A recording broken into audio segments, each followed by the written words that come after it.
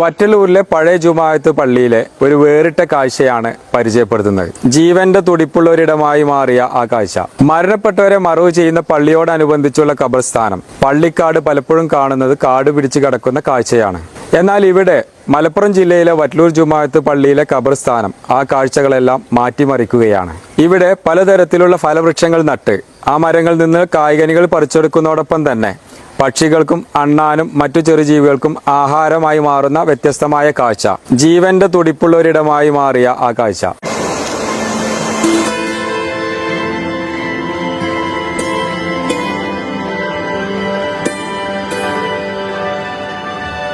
വറ്റലൂർ ജുമാഅത്ത് പള്ളിയുടെ സെക്രട്ടറിയിലെ ഷാക്കിർ നമ്മുടെ കൂടെയുണ്ട്. ഈ ജുമാഅത്ത് പള്ളിയുടെ ഈ ഖബർസ്ഥാനം എങ്ങനെയാണ് ഈ ഫലവൃക്ഷങ്ങളൊക്കെ വെക്കുക എന്നുള്ള ഒരു കാഴ്ചപ്പാടിലേക്ക് എങ്ങനെയാ വന്നത്?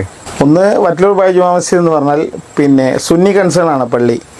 അപ്പോൾ അതിൻ്റെ ഭാഗമായിക്കൊണ്ട് തന്നെ ഒരുപാട് ആളുകൾ എന്ത് ചെയ്യും, ഖബർ സിയാറത്ത് ചെയ്യാൻ വേണ്ടി വരും. അപ്പോൾ ഞങ്ങൾ എല്ലാ വർഷവും ഒരു 4 തവണയെങ്കിലും ഒരാളുടെ അരക്ക് മീതെയുള്ള പുല്ലുകൾ വെട്ടി ഞങ്ങൾ വൃത്തിയാക്കാറുണ്ട്.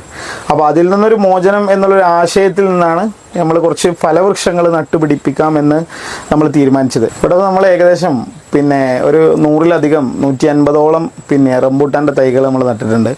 അതുപോലെ 19ഓളം കശുമാവിൻ്റെ തൈ നമ്മൾ കൊണ്ട് നട്ടിരുന്നു.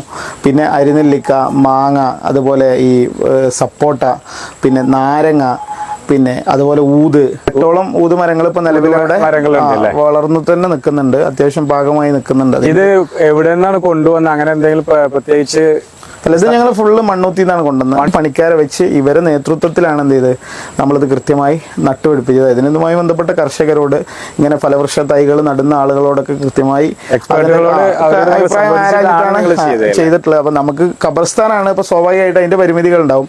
ആ പരിമിതികൾ ചിലപ്പോൾ നമുക്ക് നല്ല വളയിൽ ഉപയോഗിക്കാനൊന്നും കഴിയില്ല. അപ്പോൾ അവിടെ ഉപയോഗിക്കാവുന്ന രീതിയിലുള്ള എല്ലാ സൗകര്യങ്ങളും വെച്ചിട്ടാണ് ഇപ്പൊ നമ്മള് മുകളിൽ ടാങ്ക് ഉണ്ടാക്കിയിട്ടുണ്ടായിരുന്നു. നേരെ ബൈപ്പാസ് ചെയ്ത എല്ലാ ഫലത്തിന്റെ ചോട്ടിലേക്കും വെള്ളം വരുന്നുണ്ട്. അവളോടൊപ്പം ഇപ്പോൾ ഈ വർഷം നടത്തി.